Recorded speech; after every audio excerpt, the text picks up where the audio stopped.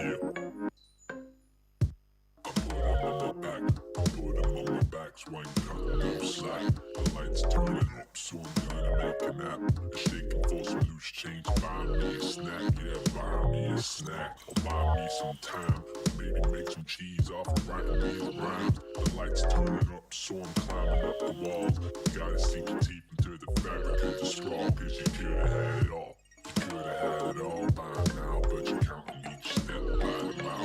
You could've paid your rent, you could've paid your rent somehow, but you went and spent it on something foul. Gotta pick your own locks with no keys to the doors. Stop looking at your friends, ain't your friends no more. The lights turning up, so I gotta lay it down. No shit, give your head some breathing space from the clouds.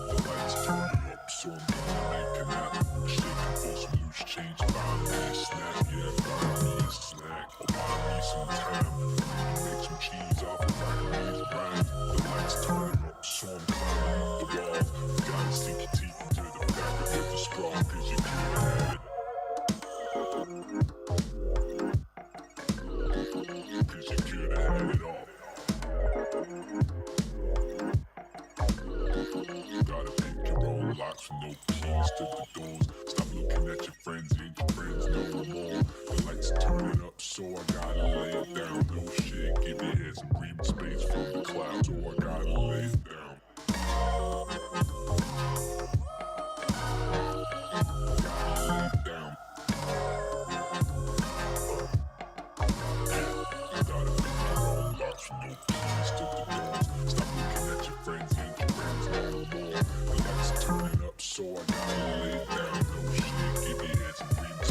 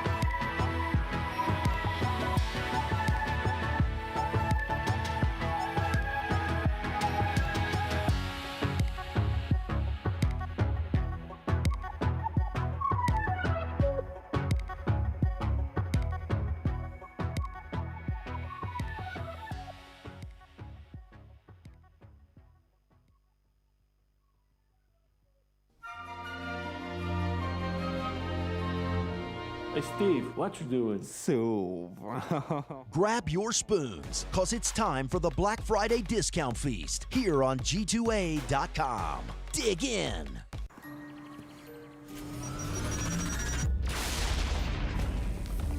You lose when you overpay. Stop. Cheap game keys for all platforms you use. Get them on G2A.com.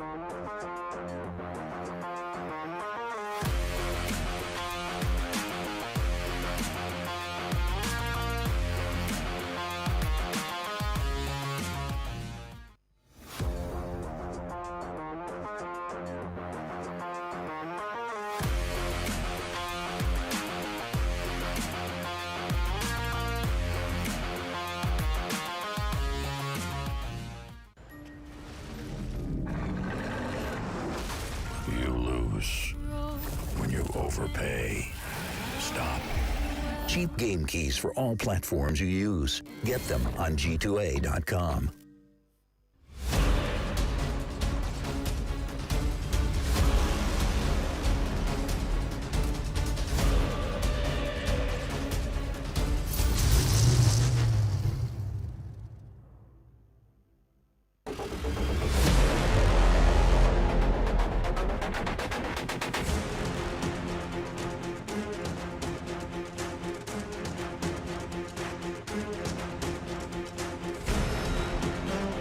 Hello and welcome to the first ever Digital Motorsports World Cup presented by G2A and coming to you live from our friendly studio in Warsaw, Poland. I'm Anna Lucińska. Yes, and I'm Bryn Lucas. Now with a €20,000 prize put up for grabs, we have 33 of the best competitors all around the world, all qualifying for the chance to become the first ever Digital Motorsports World Champion. They're going to be racing on the iRacing platform at the iconic Silverstone International Circuit and in the always impressive Porsche 911 GT3. Which I absolutely love. Well, who doesn't? It's a gorgeous car. Now, these competitors are going to be aiming to become the champion, of course, but also to get their hands on the €10,000 prize that comes with being a winner, and also get their hands on the coveted World Cup trophy, which is a thing of beauty. That's a very beautiful thing, Yes. trophy indeed. But there are also prizes for drivers who will reach the second and third position. Plus, top 3 drivers will also receive a Cube Controls Formula One steering wheel. But it's not only the drivers who will win some prizes, because you at home can also win some beautiful stuff, including a Cube Controls Formula One steering wheel, Fanatec V3 pedals, Elgato Stream Deck and Corsair headphones. There's a lot of stuff to win. Yes, a lot of stuff to win, some fantastic things to win, and we'll give you all the details. But if you want to find out more on how you can get your hands on those prizes, you at home, go to the World Cup page on digitalmotorsports.com to find out all of the information. Now, we want to say a huge thank you to the many, many sponsors we have here, including G2A, we have Corsair, we have Fanatec as well, Cube Controls, Neosurf, Qubic Systems, and our partners ESE, Frenzy, and ESTV as well. And you can find out all those names too if you want to on the Digital Motorsports website. So there you go, you heard from us. But what about the drivers? Well, Anna, that's over to you. Okay, yes. So we had 33 drivers in total from all over the world. 27 of them will be joining us online, and we have, because of COVID travel restrictions, 6 Polish drivers with us on this stage in our studio. Pretty impressive.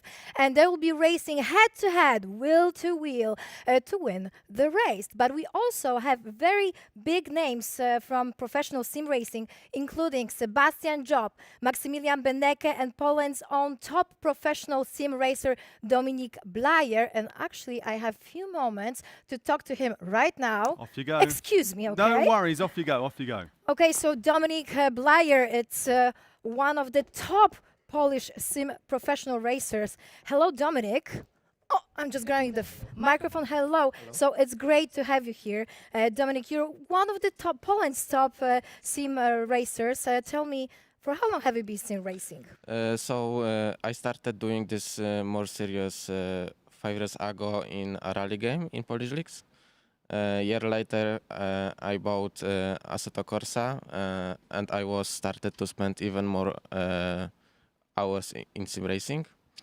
But racing wheel was always in my home since I was 3 years old. So yeah, maybe I started 20 years ago.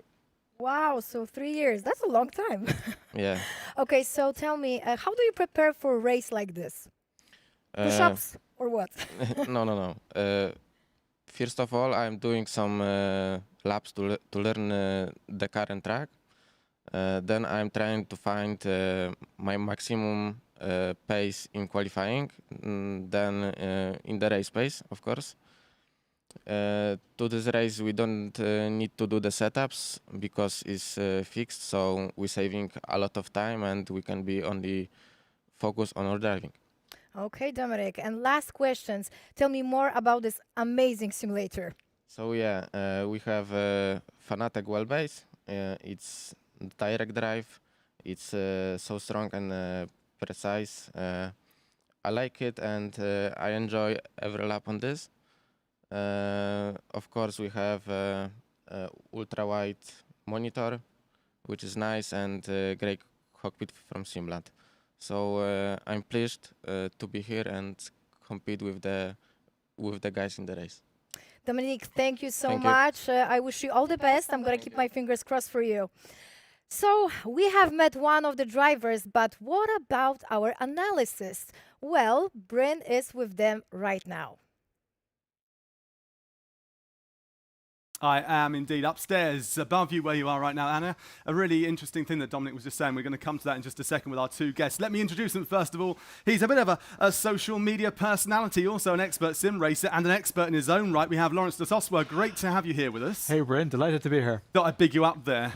Yeah, thank you. And we also Checks have, in the mail. it's good, isn't it, right? And we also have the founder of Digital Media. We have Niall Maher. Great to have you as well. Yeah, thanks, Bryn, and thanks for everyone who's signed in and watching this for the competition. We're looking at your comments here, so make sure and use the hashtag DMWC2021. Get those questions in. Yeah, we really would love to hear from you. Any questions, you can be a part of the competition. Great prizes are up for grabs. Now, gents, we just heard from Dominik a few moments ago, and Lawrence, I think you're probably the one to come to on this one. Sorry, Niall, but if we come to Lawrence on this one, they said that they've already got the setup sorted, so all they can really do now is just practice and practice and practice, and that's quite unique with sim racing because you don't have that limited track time. Yeah, so one thing that may not be clear to everybody watching is that the cars need to be set up just like in real life. You have to worry about tire pressures, track temperatures, all that kind of stuff. Usually in sim racing, you're your own engineer, so you need to take care of all that. And it takes a massive amount of preparation and effort because it gains you those valuable seconds on track.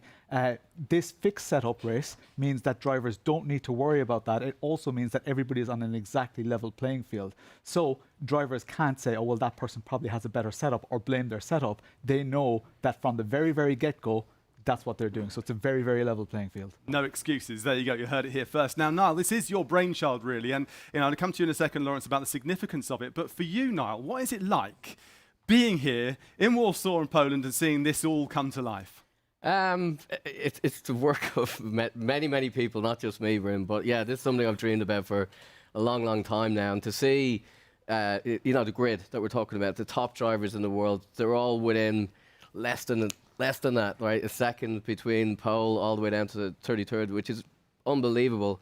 And of course, then just to see the whole team working, everyone in the background and everything that's going on here is just amazing. Yeah, and if you're at home watching this, and remember with motor racing or any kind of racing on track like this, a blink of an eye takes around 0.2 of a second. So when you think about a second gap, that's a huge amount of time out on track. And I think it's unlikely we're going to see that. 0.4. It's so incredible. Far less than a second. 0.4 between top and the 33rd car. That was the cut-off point. It's amazing. Absolutely incredible. Now, Lawrence, the significance of this sort of event, because it's a huge event of brilliant studios here, Frenzy Studios here in Warsaw, Poland. But to have it here, to have this kind of tournament, why is it so important? I mean, this is huge because this is just a good reflection of where we're at right now. I started sim racing about 25 years ago with force feedback. Nobody really knew it existed. Of course, it's come to light in the last couple of years now, but it's been around for a long time. People were racing, they were having their friends over, competing with each other. They were doing races against artificial intelligence, so against the computer, and they were eventually just beating them. So then they go and look for real people, for real challenges. So they went in, and with the advent of the internet, people got the opportunity to race against each other online. But then eventually they became the best of that group. So they go looking for a bigger group. And now we're at the stage where everything is coming together, full circle, and the model is there for something like this to happen and to be huge. It's a very exciting time. I mean, it's grown and it's grown and it's grown in 25 years. It's grown and grown and grown in the last 2 or 3 years, really. And I think COVID has actually kind of propelled that somewhat. Yeah. So for you, Niall, what about the next 5 years? Where are we going to be in 5 years' time, if you consider where we were 25 years ago? Oh, really?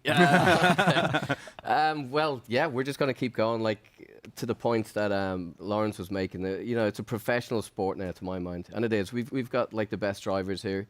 We've got 6 drivers on stage, and as you said, with the pandemic, we wanted to have more. So obviously we will do that in the future.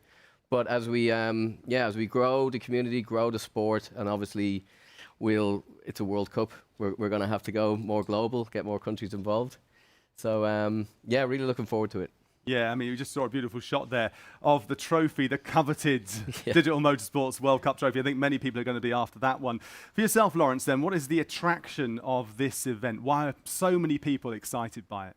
It's massive on a world stage. I think one of the big things is that often in motorsport we talk about opportunity, and in real life motorsport it's often who you know, finances, and they're your opportunities. This is completely different in that anybody from their parents' bedroom to their own flat that was funded by sim racing, everybody is on a level playing field, and it doesn't matter what country you're in, what sex you are, where anything, there are absolutely no barriers, and the opportunity is equal. I think that is one of the really just super exciting parts about this, that we're able to provide that now this is amazing. You have to admit, this is all very, very amazing. It is amazing. I'm just thinking of people that might be playing the Sims. I say playing these Sims, but racing these Sims in their parents' bedroom. They might be kicked out of the room quite quickly.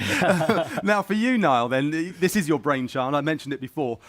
We're here, we're racing on the Silverstone International GP circuit, and we're racing in the Porsche 911 GT3, which we've got a picture of it over your shoulders. It's a beautiful, beautiful car, but it's a hard car to handle. And that's why we picked it. Right, so we wanted to have a challenge, and obviously it's an iconic car. Yeah. So that's why we went with it. It's quite new to the iRacing model as well, so it's the 992 model, and the physics and all of the cars are really rewarding to drive. But of course, you can't have a great car without a great track, and Silverstone is an iconic track as well. So I'm sure it's going to put a real challenge in front of the drivers, and I'm looking forward to an exciting race. Yeah, me too. Now we have got 33 drivers, 33 racers all taking part from, and I got this stat earlier on from Jack, 20 different nationalities being represented across the 33. That's an incredible list of names that you can see there. You can see 6 of them from Poland are here with us in the studio because of the COVID restrictions, but we've got people from the UK, from Spain, from the USA,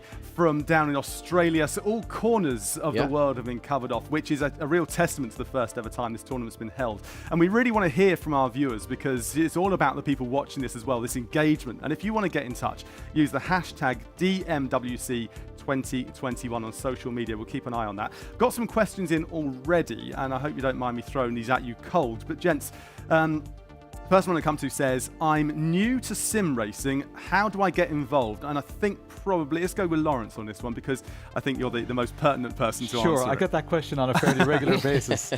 So yeah, there are lots and lots of opportunities. The main thing is you will have to make a small investment in some equipment. It doesn't have to be world-beating equipment. I would recommend some force feedback and a basic. Classified ads are great. But definitely, if you're quite serious about it, if you know that this is for you, the likes of digitalmotorsports.com, go check them out because they've got a full range. So for all budgets, that's definitely step one. It's all well and good having the equipment. There are various different simulation platforms. We're actually quite lucky with the simulation platforms we have.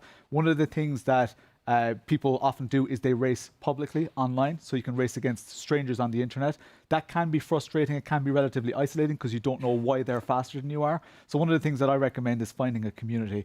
And again, I guess we're on the Digital Motorsports stage here. Digital Motorsports has a great Discord community, which is also linked on their website.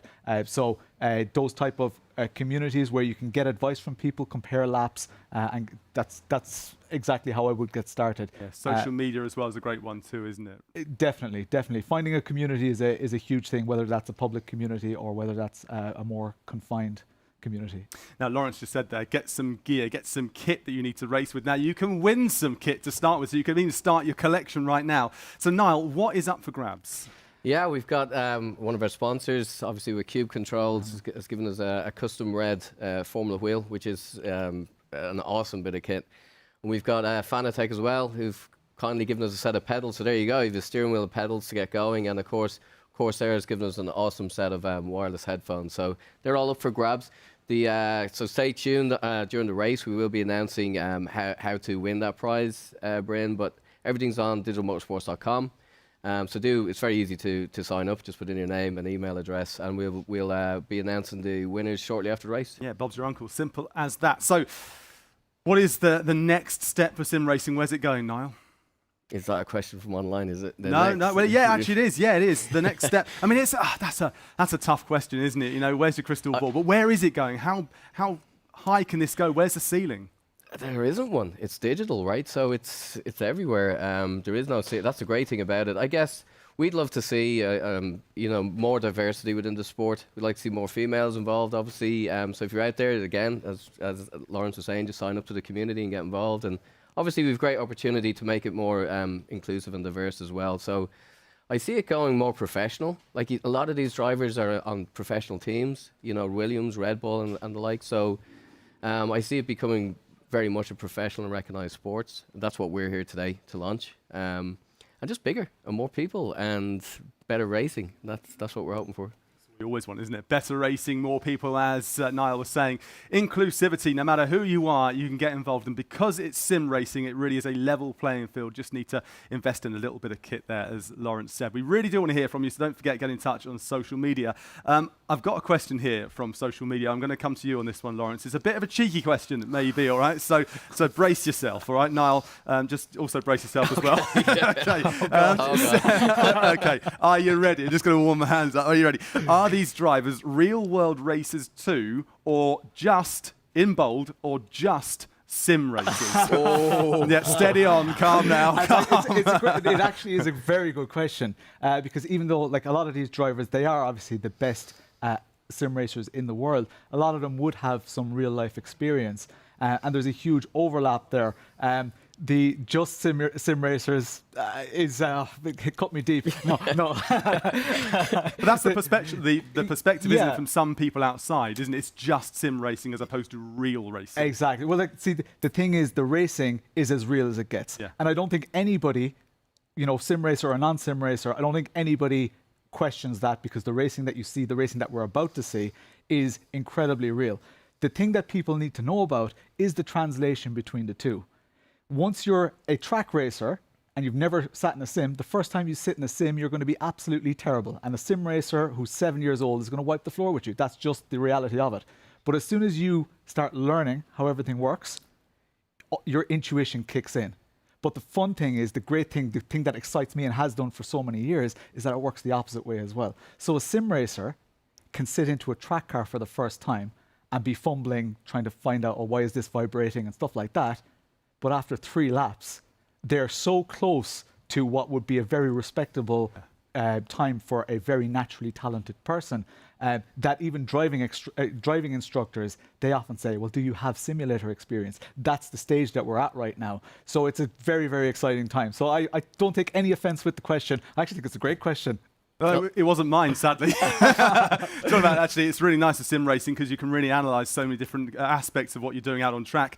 I was racing at a kart circuit years ago, and I thought I did a brilliant time, and they called me and gave me some pointers, and I was absolutely flying, couldn't go any quicker. And when I went in, I compared my time to the board of F1 drivers that had been around, and I was 8 seconds slower than Fernando Alonso around an 800-metre track. So, you know, I didn't know where I was going wrong, but I couldn't go much faster. But these guys are incredibly impressive, aren't they? I mean, now you've seen these drivers that are so, so good. I'll come back to you in a second for your thoughts on these drivers, because we have another one ready for us to have a quick chat with. We spoke to Dominic a few moments ago. It's gone dark in here because we're that excited. We are going to go over to a driver from the UK, Sebastian Jobs here from Red Bull Racing in the Formula 1 AlphaTauri esports team. Sebastian, great to have you here with us, and you're competing today, of course. But what are you expecting from today's race? Welcome along, by the way. I'm not sure if you can hear us. Sebastian, can you hear us? Doesn't look like Sebastian can hear us. He's in the zone. We can hear him doing his Velcro there of his gloves. He is in the zone. You can see where he is right now. We'll try and catch him in a second. I'm not sure he's with us. He's just I think he's just sending a text to his friends. We'll try and get Sebastian in just a few moments. So, gents, we saw Sebastian there, and he looks like he's getting ready for it. Lawrence, when we come to this sort of competition, and you're sitting in that seat, and you're ready to go, when you've competed and you're getting ready to compete, what's going through your mind? You know, what's the process? What are you up to? So the amazing thing that we have with sim racing is that people can practice a lot more than they might be able to in real life. Yeah. So a lot of these people will have done close to 1,000 laps, which is not a figure that I'm plucking out of the air. We have the timesheets. People have done 1,000 laps, and that is just absolutely incredible. And it also explains the consistency, the reason that when they go into a new session, they're instantly hitting those amazing times. So qualifying is going to be just completely mind-blowing, I think, that they're going to be hitting those times. And people at home, because this is such a popular combination, the GT3 at Silverstone, they're going to be looking at their own times, and they're going to be saying, oh my, they are the best in the world because of the times that we're going to be seeing. So that's pretty exciting. Yeah, it is indeed. Now, unfortunately, we can't hear from Sebastian now because we're getting so close to the qualifying. But we know it's going to be tight. We know qualifying is going to be close. We know the race is going to be close as well because of that fact that there is no real difference between these drivers because the amount of time they can spend in the seat. So for you, Niall, it's a tricky question, but what are you expecting from qualifying? How much of a gap between, say, first, second, and all the way down to 33rd are we going to get? Yeah, just to go back on one of the points, actually, because it's a really important one. I think it was a great question about, the driver of the sim races. What we're going to see in qualifying here is the best of the best. These are the 33 best drivers on the iRacing platform, certainly. So we're going to see very, very close times. But I'd answer the question, whoever put it in, because I believe everyone's a driver now, right? And what we're presenting here is a digital platform. So they're digital drivers, in a sense, and that's the way I describe it. As we move forward, and we're going to get this epic race today, just know we are, it's anybody. So that's the biggest thing to say here. We've gone through an online qualification process, so we had a couple of hundred people narrowed down to this top 30 here today. I couldn't tell you who's going to win. It's going to be down to the person who can manage the car the best. The tires, like in real world, will go off and come and go. There'll be different dynamics within the track. The rubber gets down, so it's exactly like a real race. Yeah. And I think that's what Digital Motorsports is bringing to the equation here, because we actually have drivers. You can see Sebastian, he was actually in driver's briefing, so he's with race control at the moment, and that's probably why he couldn't hear us. So he's focused on his race. You've got all the drivers going through their briefing right now. They've got their spotters, Bryn, they've got their team managers, everything ready to go. So I think what people have to realize is this is no longer a game. this is motorsport, you know, and this is digital motorsport. So Yeah. I'm really looking forward to And it. it's as highly regulated as you get out on the circuits as well, the physical circuits. You can see race control stewards there in their little booth, I think, looking at a whole array of screens. And it's their job to keep everyone in check and hand out any penalties if needs be and come down hard on them, as you would expect normally when it comes to motorsport. So it's very highly regulated, and it's very exciting to see that view, I think, as well as the booth, because you don't get to see that very often, do you, Lawrence? No, you don't. It's such a difficult job to do, because just like in real motorsport, you get the physical, drivers marching to the stewards. That happens exactly in sim racing as well. Straight away after qualifying sessions, after race sessions, the racing is entirely real. Yeah, absolutely entirely real, and you can't get away from that fact. I mean, the first time I saw any kind of digital motorsport, I actually was a skeptic. I was completely, I thought, no, what, they're going to be falling off all over the place, they're going to be banging into each other, it's not going to be real. And I was hooked straight away. What is the appeal for yourself, Niall? Well, like the appeal for me is as simple as this. Like, Digital Motorsports was born at the track. So obviously we're from Ireland and we're at Mandela Track. And I think once you get into a simulator that is a good quality simulator, it has force feedback and good pedals in it, you race. So you get the same feedback from the steering wheels and the pedals, but you also get that same adrenaline from actually racing. And then it's very convenient. You can do it at home. You know, it's on your own time. Most of the races were after work, so it's a very social event as well. And I think during the lockdown, Bryn, for me, what was the nicest thing to see was the community coming together, and it was an outlet for a lot of people who would have been otherwise isolated. So as well, it's a very social sport. So I think overall, what attracts me to it is that it's the community, it's the people you meet, and it's the fact that it is racing at the end of the day. Yeah, talking about the community, because it's something that I'm kind of intrigued with as well. Maybe, Lawrence, you're the best person to answer this one. When we're talking about motorsport, it's extremely competitive. Now, I've spent a lot of time up and down the paddocks and in pit lanes and things, and the competition is real, but there is a sense of community between some of the teams. Even the big rivals, they do sometimes work together and help each other out, because they're all in the same boat.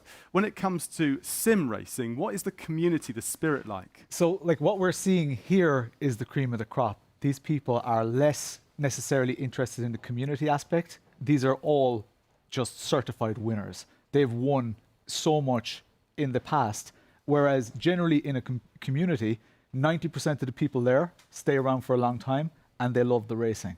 The best race they ever had was for P20, that kind of thing. It's about who they were racing with, who's up ahead of them on track. They try a little bit harder because that's their buddy ahead of them. Or this is a new person on track, they've not raced with them before, let's see how they race and let's try and get close to them. That community aspect, and because the race may be 60 minutes, but the conversation goes on for hours and days afterwards.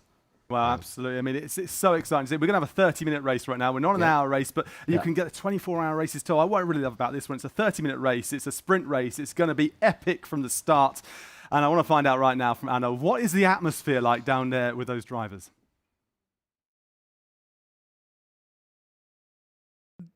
Bryn, the atmosphere here, it's really, really tense. The drivers are practicing, and I'm really curious who's going to become the very first Digital Motorsports World Cup champion, because I'm stressed, as you can see. I'm really, really stressed.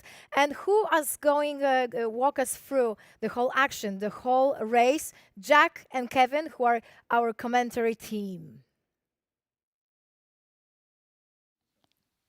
Well, hello and good evening, everybody. Welcome to Warsaw. It's the Digital Motorsports World Cup, and we have been waiting so long for this. My name is Jack Cannon. This is Kevin Galvin, just next to me. Kevin, how exciting is this to be here in Warsaw in a massive studio for Digital Motorsports alone? So exciting, Jack. I mean, you look, the guys at Frenzy have done an amazing job. You've seen the analyst desk, you've seen the incredible studio we have beneath us, and you and I have been at this a long time.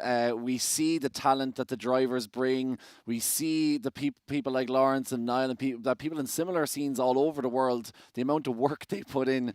And to see it now in a big production stage, we were talking there about the difference between sim racing and real life racing, but this, as we say, this is called digital motorsport, and I think this is where we're seeing this discipline stand up on its own two legs.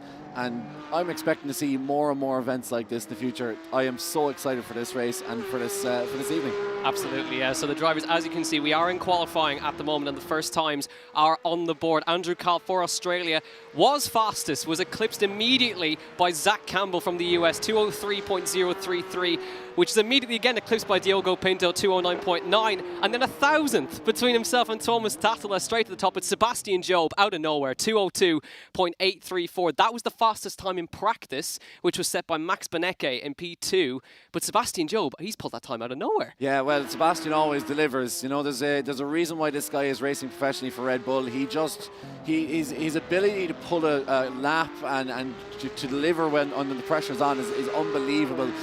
Really interesting YouTube documentary series about him as well, where we might speak to over the course of the race. But yeah, I mean, at 2:02.8, anybody who knows about driving these GT3 cars around Silverstone, or even watching them, knows how difficult it is to get under that 2:03 mark. Look at the timing sheet on your left-hand side. From first all the way down to 20th position, there is just over half a second. And you and I, Jack, commentate weekly on these events. This is always the gap. There is always about a half a second between these guys. You see half a second between first and second in F1 races. Never mind between the first. That is the entire grid of an F1 race, separated by just over half a second. Yeah, it's brilliant. This is what makes this sport so good.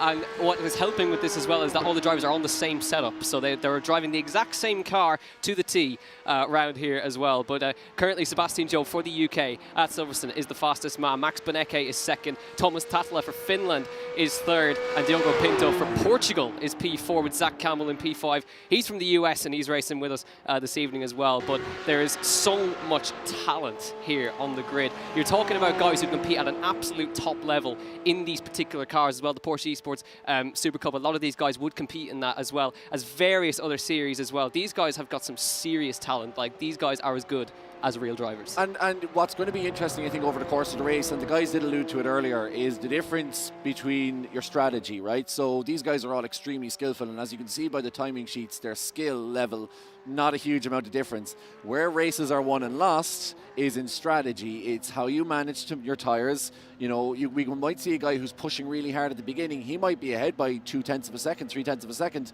Come the last 3 or 4 laps, all the rubber's burned off the tyres and he has no grip left, and it starts to fall away. So it's about how you manage the race. Obviously, you saw it on screen, track temperatures here at Silverstone pushing 44 degrees Celsius.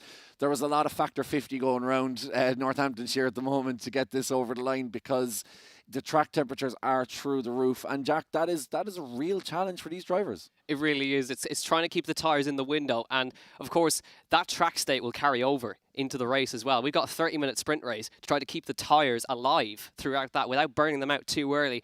That is another skill that these drivers have got to have.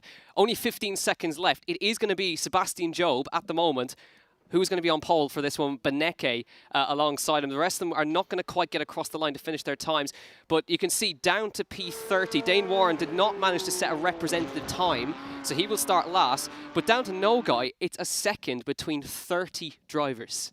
It's unbelievable. And what is really interesting is, for those of you who might know the service racing on iRacing, it runs that everyone has a rating, and how well you do in your races determines your rating. It's kind of based against other people in the split. Max Benecke is by the numbers, the best driver on the service, and yet in our race today he starts second on the grid. That is, you know, we are talking about Max Verstappen, Lewis Hamilton kind of rivalry, because these guys race each other all the time. They know what each other are like, they know where each other's strengths and weaknesses are, and that is going to make for a cracking half-hour sprint race around Silverstone Grand Prix circuit. Yeah, absolutely. We're so looking forward to this. Sebastian Job, he's doing double duty at the moment. He's racing in F1 Esports and has jumped over, put in so many hours to get back in line with this car. He's a former champion as well in these particular cars on iRacing as well, so he knows his way and he's shown it again. Benecke, as we mentioned, he's incredibly talented. Thomas Tattala, kind of under the radar there. It's a really good performance, Thomas Tattala, and Diogo Pinto as well, Team Redline. Qualifying standings are on your screen right now. Zach Campbell 5th, Sipalak Graham Carroll, Alejandro Sanchez, Peter Berryman, and Alessandro Bico, your top 10. And Kevin Ellis Jr., he was the fastest man in pre-quali, Kevin. He's in 11th. It's amazing. And as you say, Tuomas Tatala is a really interesting one. Obviously, look, he's won the Finnish championship for the last 2 years, but coming up against these kind of caliber, we were wondering how he would fare, and that's a brilliant qualifying for him, starting in third position. I think it's going to be a really interesting start to this race. It's all about trying to stay with the pace, but also trying to save your tyres, and staying out of trouble really is absolutely objective number one. Interesting as well, the guys were talking about the 911 GT3 RSR, which is the cup car that we're racing, and it is an interesting, it's a bit of an interesting beast. It's rear-wheel drive, and it's really interesting to see how these guys get on. But like we've an awful lot of talk about over the coming stream. Yeah, we really do. And there's going to be a lot of nerves right now, because this is the race that decides who walks home with €10,000 from this 1 30-minute sprint race. So this is absolutely incredible what's being lined up here. There's 31 guys fighting for 3 paid finishes, so to speak, and the title of a world champion, and that is what they're fighting for here. But I'm even looking just outside the top 10. Even so, we've got even more. We've got even more talent under there as well. You've got 4 tenths down to P18. Bryn Collins with Kawanda. Jamie Fluke, he was up there at the top at the start. Oscar Mangan in P20. But we are going to take a quick little short break before we get into the race, because, well, we're just so excited that we need to take a breather.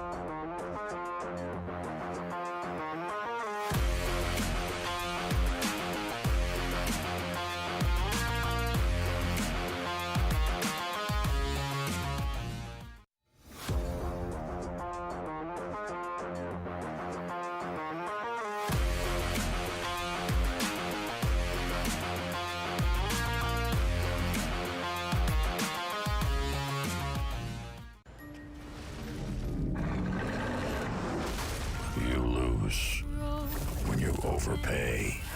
Stop. Cheap game keys for all platforms you use. Get them on G2A.com.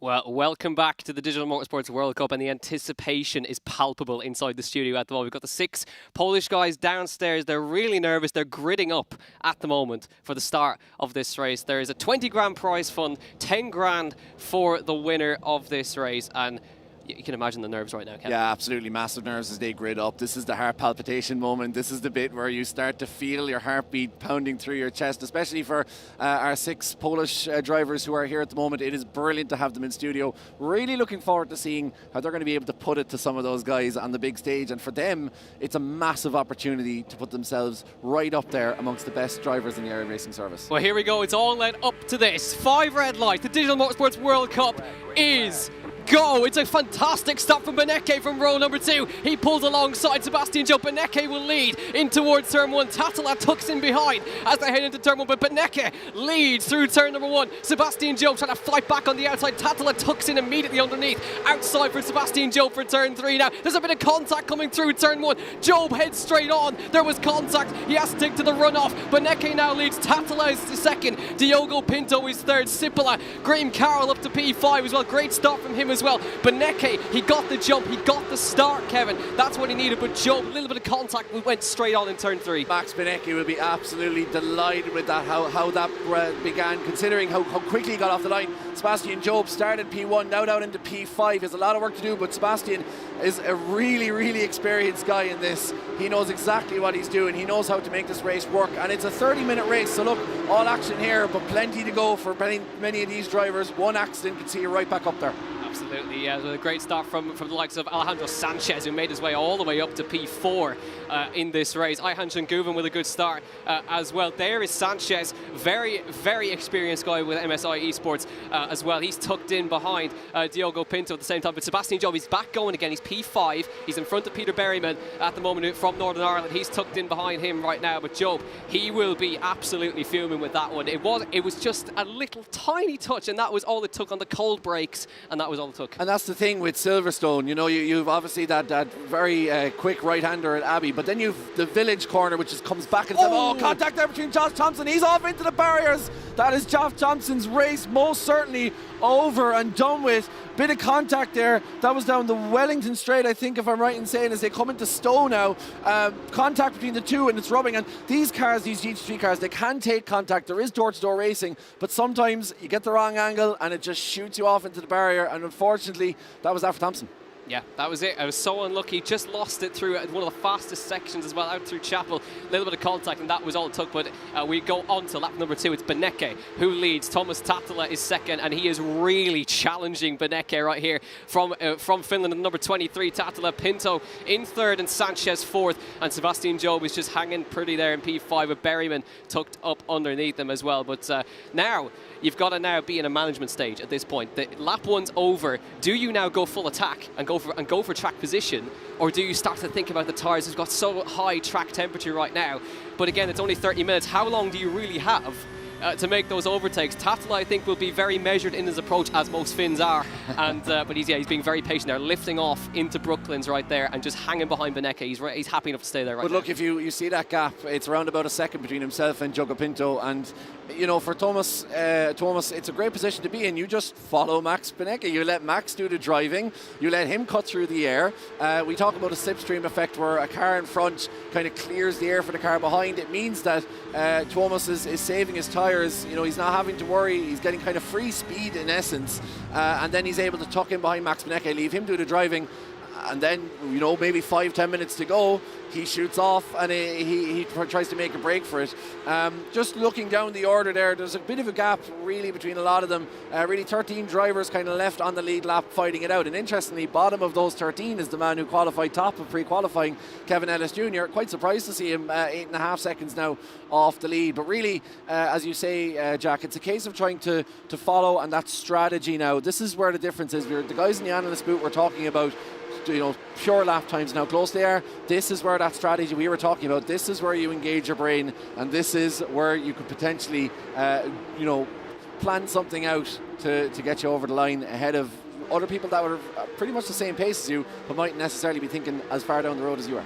Absolutely, yeah. You can see, we were just talking about Kevin Ellis Jr., but now a little bit battles further back. This is Maciej Mojnek with Andrew Kahl all over him as well as he comes around the last corner. He's going to stick it up the inside of the final corner, a little bit dodgy, but he has to tuck in behind. Very hard corner to try to make an overtake. He's sandwiched in between two Polish counterparts there. He's got Kahl and he's got Nogai right there. You've got David Toth for Team Hungary as well, tucked in behind. Sipola for Finland is also in there as well. So really good stuff from the top guys at the moment. Andrew Kahl trying to make his way through up the order a little bit now as they all file in. He starts to look up the inside there. Andrew Kahl on Mojnek. Can he get it stopped and done? He moves into that next position up to P13. He moves alongside and just about gets in front. Mojnek has to almost take to the runoff, but now he's also going to fight off his own team, his own counterpart here, Mateusz Nogai, as they start to fight out. Now David Toth takes full advantage. He sticks it up the inside and he goes through on Mojnek, who starts to fall down a little bit now as they come round Luffield. You can see Sipola sticking his nose in round Luffield. and just not able to make it through as they even more side-by-side action be happening right now. But this is Porsche racing right here. This is what happens when you get these guys on the fixed setup. It is brilliant. Yeah, these guys absolutely love driving this car, and Niall kind of alluded to it earlier. The back end steps out, it's a real challenge, but it does encourage, as you're seeing side by side as they go around Copse. It is a brilliant car. This is a great section of track, the Maggots Beckett section. It's one of the fastest sections of motorsport. Look how much of the curb they take on the right hand side, and then they're popped right back over on the sausage curbs. And of course, the F1 cars, open wheelers, struggle over those sausage curbs, whereas these GT3 cars, they can really go very aggressively on those curbs and go over them. Even when I was watching the 6 guys who were here, they're different strategies. Some of them were going into a higher gear earlier to get more traction in the back. Some of them are trying to stay high in the throttle range to get as much acceleration. Really interesting to see how the different driving styles are coming together today. Yeah, it really is. But now look at what happens up front. It's a 4-car train for the lead now.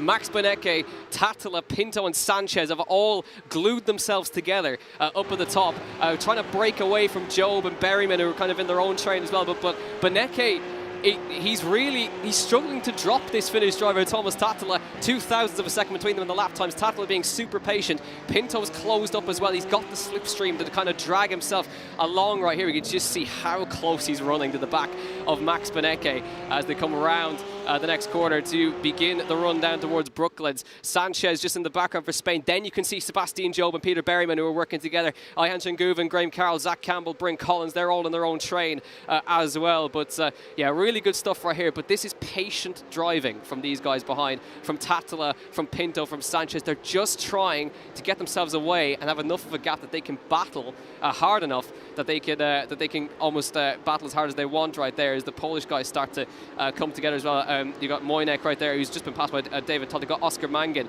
just behind there as well as they fight it out. So these guys obviously they are in a case teammates, but they're obviously going to want to outdo each other, so to speak. They want to be best of their own nation at the same time as they come down into Copse Corner. You can see big long train of cars as they come round here. You can see a picture-in-picture Moynick hard at work on the wheel. He's in full focus mode right now, Maciej Moynick. He's been passed by 2 cars there, and he's struggling. Yeah, Maciej was speaking to him earlier, and he said he's only had this car since Monday. Obviously, due to the unfortunate progressing situation with the pandemic around Europe, around the world, we were hoping to have some more international drivers here, but it's brilliant that these 6 Polish guys have stepped in. Really quick drivers. Look, you can see it themselves. But Maciej was saying, like, I've only got the car on Monday in preparation for this event, so some of these guys have had the car since it's come on the surface about a month ago. Maciej's playing catch up, but certainly you can see on track, not massively affecting him. No, absolutely not. He's really absolutely flying here. As you can see, you've got the other German driver there, Moritz Lohner, who's kind of who's just starting to fall away a little bit from David Williams in front of him. He's got Dane Warren up behind him. Now Moritz, a very accomplished real-life racer at the same time as well. He competes in the DTM Trophy and has been a force to be reckoned with there. And he is doing very well there. But Benecke, Tattala, Pinto, Sanchez completely unchanged up front. But Job has brought the gap down a tiny bit. It's now just a second, and that is crucially enough within the draft range. He's starting to get there now. He is, and Sebastian will know that. Look, it's all about experience, and all these guys have massive experience, no less than Sebastian is. Thomas thought he might go for a move there down the inside of Brooklands, but he decided to hang off. But yeah, Sebastian, look, it's a rough start, but it's like anything else. You go down a goal in a football match, you go, right, pull up the socks, we can still win this 2-1. Sebastian is the exact same mindset, and he knows with so many cars battling, all you need is somebody to maybe go for a risky move, take 2 or 3 out, and all of a sudden you're right back in that picture.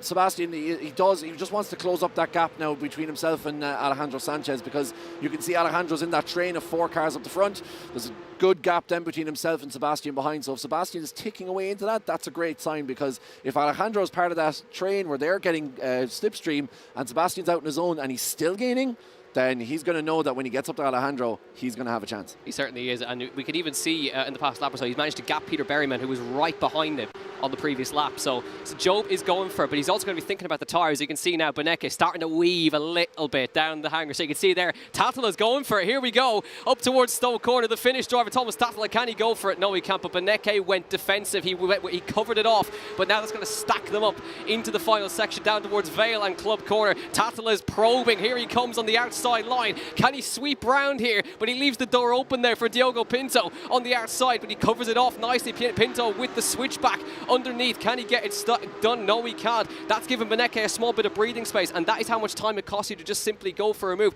I did see, crucially enough, I think Peter Berryman may have got a penalty of some kind because he comes straight into pit lane. Yeah, interesting. I'm not sure exactly what happened to Peter Berryman there, but as you say, we were just talking about, you can see how close Diogo Pinto is to the back of Tuomas Tatala. Now he's going to go for a move around the outside. He's not going to get it done in Village. Can he get it done in the loop? This really comes back in itself. This is a kind of a corner that just cramps you up. You always feel like you should have more space coming into it, and then as you go through it, you don't. And look how close Sebastian Job is now over the back of Alejandro Sanchez. And I was about to say, Sebastian knows they're battling.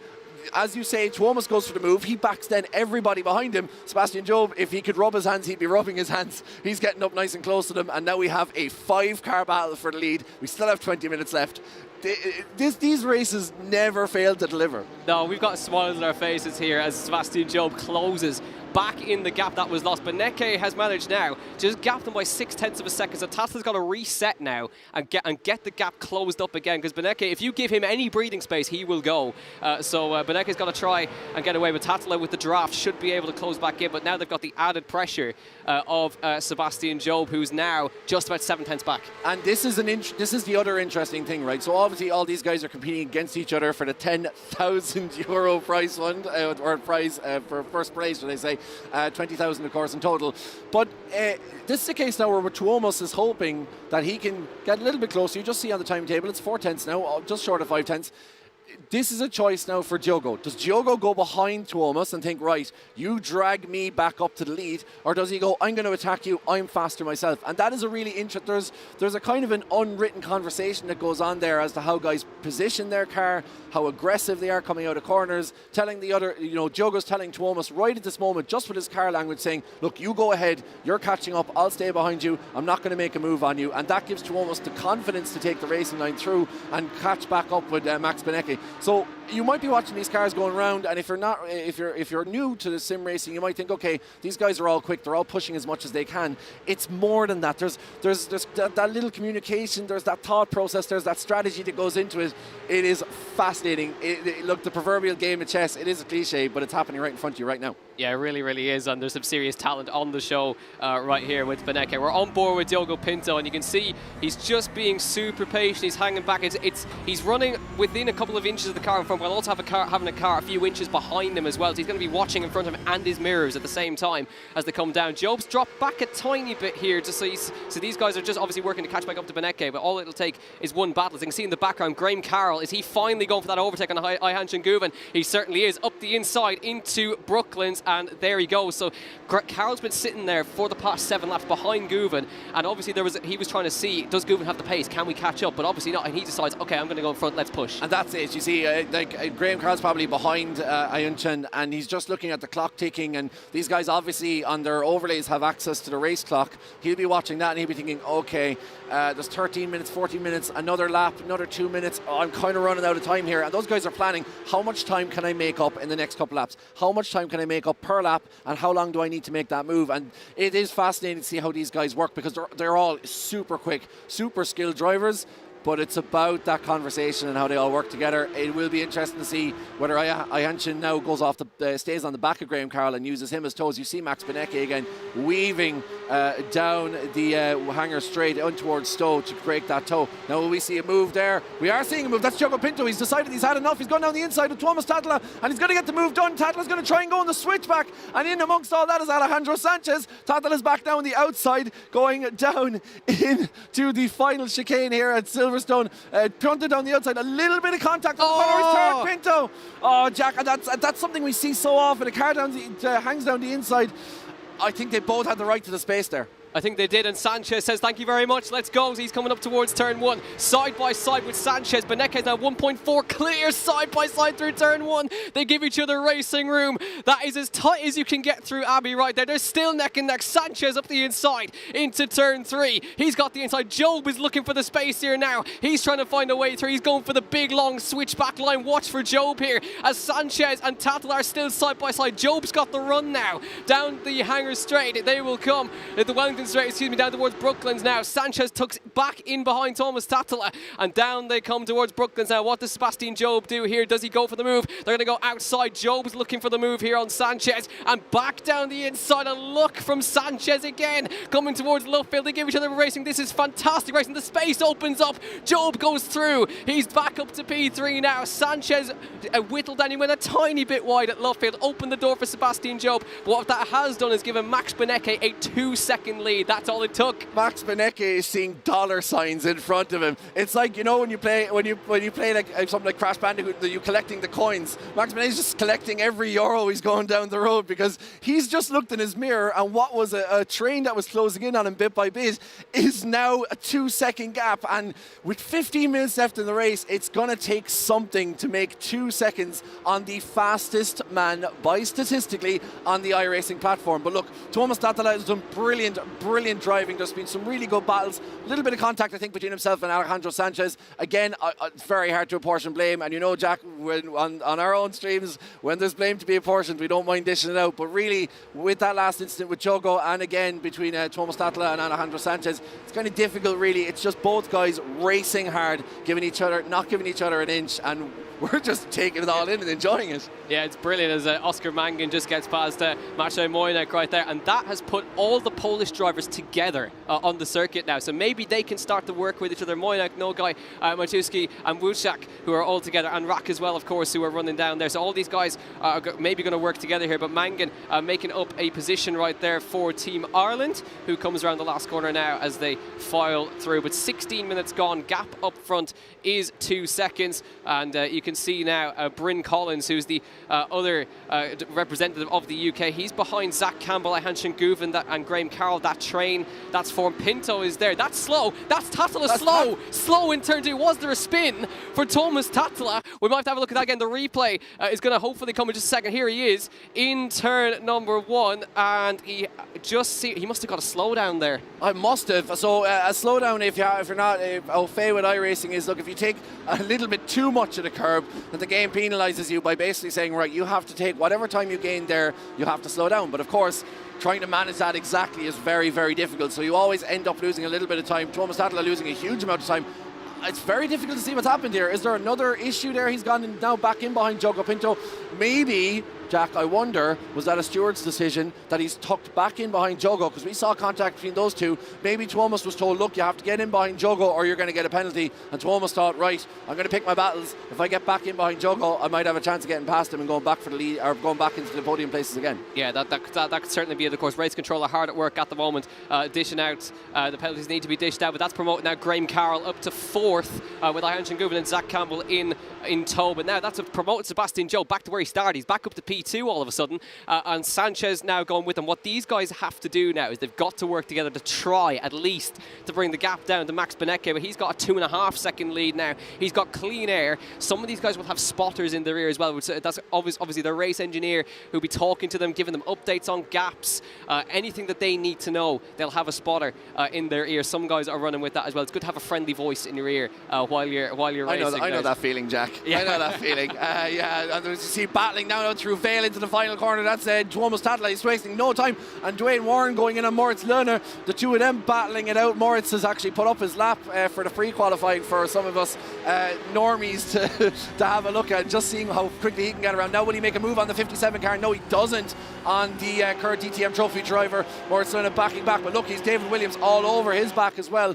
But just going back to that, we're going to keep an eye on this battle as it progresses, but I just do want to talk about that front gap as well. Just do keep an eye, half an eye if you will, on the top left hand corner, and just keep an eye on how that gap comes down, because Sebastian Job and Max Benecke are like, these are guys that race each other every single week. So as I said, they'll know each other's strengths and weaknesses, and Sebastian will know, look, I'm quicker than Max around here, maybe I can get in his mirror, maybe I can make it a little bit difficult for him. But for Sebastian to be, look, he lost a jump on Max Benecke, but to have that early incident and to get back into second just goes to show you why this guy is as good as he is. It's not just about being fast, but it's about managing your race and making the best of a bad situation. Yeah, it really is. But Benecke he's led now for the past 20 minutes. There's 10 minutes remaining, and he has led since the first quarter. So that start was so crucial for him.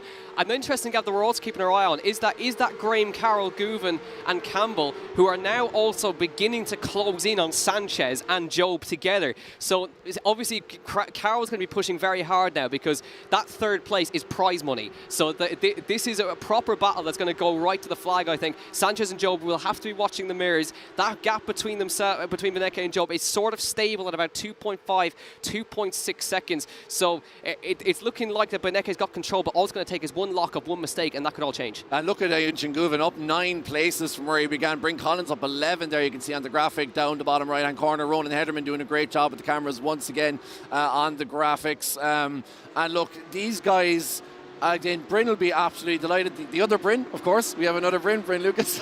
Bryn will probably be a little bit of cheering going on there, I imagine, for his fellow namesake. But look, it's great for Bryn Collins, another guy who, look, he's involved, he's Coanda, he's a really quick guy, but also, you know, he'll be wanting to try and make his name in these series. And that's the thing about these guys, you know, you have to consistently perform across series. You can't just be quick in 1 or 2 laps. You have to keep performing to make sure that you keep being taken on by these sim teams. We're looking on board now, Oscar Mangan, a man who we found out this weekend there isn't much geography between you two. No, when I say Oscar Mangan is from just down the road, I mean it. I only found out today that Oscar Mangan is from the same town as me in Ireland. So I never knew it, but Oscar representing Ireland here today in the 99 machine, currently running 17th, just chasing after David Toth right there. What I did want to mention as well was Dane Warren, because he started last, Dane Warren, and he's now inside the top 10. 22 places he has gained in the past 20 minutes. And he's chasing after Thomas Tattala, who was up the front earlier on. So Dane Warren, that is a superb effort from him. This race pretty much has everything that you expect from Digital Motorsports, right? It has guys coming from the back making, you know, profiting from mistakes. You've guys up the front battling it out. You've 3 wide going into corners. You have a little bit of contact, a little bit of nudging. This is exactly, and when we were talking earlier about, look, sim racing and real racing, it's the exact same. If you were to transcribe this onto a film reel and maybe color correct it and, you know, bump up the graphics a little bit, you'd show this to somebody and they'd say, wow, where's this happening? I thought Silverstone was hosting another race this afternoon. The racing is exactly the same. And it's just fascinating to see how these guys go about their business. We're back looking at Sebastian Job now. He's Alejandro Sanchez all over his back. You were saying that the gap between Alejandro and Graham was coming down, but now Alejandro, of course, has Sebastian Job's toe. 7.5 minutes left of this 30-minute sprint race. If there's a time for a move to be made, it is now. Yeah, absolutely, yeah. But they're always going to be, obviously, Sanchez and Job are going to know if they start the battle too early, that's going to drag Carroll, Guven, Campbell right into it, and then all of a sudden we're going to have a 5-car fight for the second spot on the podium. Please. So that's what we want, exactly. If you don't mind. Yeah, if you don't mind, we can get that done. But Benecke is just holding his gap at the moment. It's about 1/10 of a second faster for Sebastian Job that time, so it's not much difference between the two of them here. But Graham Carroll, he's a very experienced man in real world as well. He's a Formula Ford Festival winner. He is a rapid guy in real life. He's a rapid guy in the sim as well, representing Scotland. And he's got Ayhancan Guven, also a real professional racer as well in the Porsche Mobil 1 Super Cup, which is the support series to Formula 1 last season. So Ayhancan knows his way around the car from Turkey, and Zach Campbell as well. He's obviously quite new within the iRacing scene. He recently joined Coanda as well, and he's been really tearing it up in the Porsche Esports Super Cup as well. He's looking forward to see how he gets on in that. So some real talent, as we say. Gap is sort of stable at the moment. I think Carroll, Guven and Campbell are waiting for those two to go side by side before they think about anything. I 100% think so. I think the three of them are just hanging back, and obviously Graham's in that position at the lead, and as we say, Very, very experienced guy on and off the track. And I think Ayunchin and Zach Campbell will know, look, this guy knows what he's doing. We'll just follow his lead. We'll see how this thing's play out, because Graham Carroll is usually to be found within that podium, on those podium steps. And there, again, is a very good reason for that. So they'll know, look, we'll follow this guy. We'll see when he attacks. Because it's an interesting one for Alejandro Sanchez, because he's in a position now where if he just keeps going, he's in the prize money, right? He can keep running laps and he'll win that prize fund. But how greedy is he? How much does he want that little bit extra? Unlikely now that Max Benecke is going to be thrown off top spot. But there is a difference between that second and third place in terms of prize money. So will Sanchez go for it and risk it all, or will he hang back?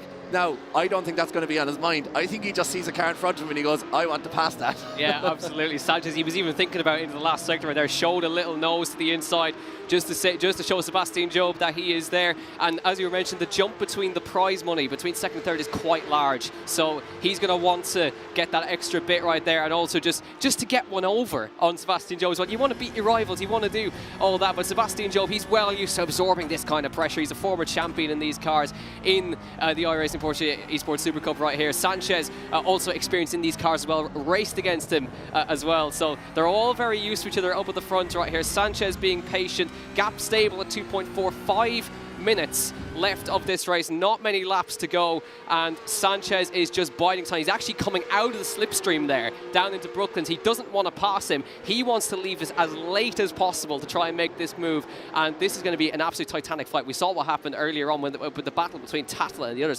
between him and Sanchez was absolutely superb, and I think we're going to see more of that in the last few laps. 100%. And you're just talking about that prize fund generally. I mean, a prize fund of €20,000. Like, there's a lot of competing esports events, particularly on the iRacing service, but when Digital Motorsports are involved, as you see from Niall and from Lawrence and Rob King and all the people who are involved in Digital Motorsports, these guys live and breathe sim racing, and they're putting their money where their mouth is. So it's brilliant to see this kind of these kind of prize funds for these guys, because it's only right that guys at this skill level and put this amount of time into it get paid accordingly. So it's brilliant, and as you say, some motivation for guys like for Max Benecke.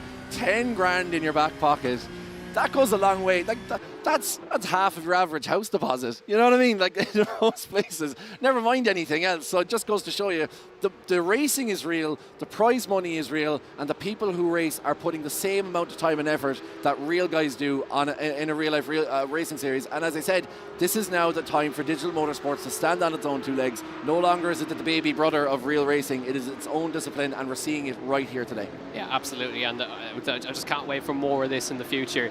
We crossed the line with 3 minutes to go, so we should have 2 more laps in this race. So two laps for Sanchez to work out where he's going to pass Sebastian Job as they come round turn 2 into turn 3. Just kind of maybe easing off a little bit there onto the brakes, but Benecke is in full control at the moment. Carroll is just hanging in there at the moment, and Sanchez is really getting nice and close to the back of Sebastian Job.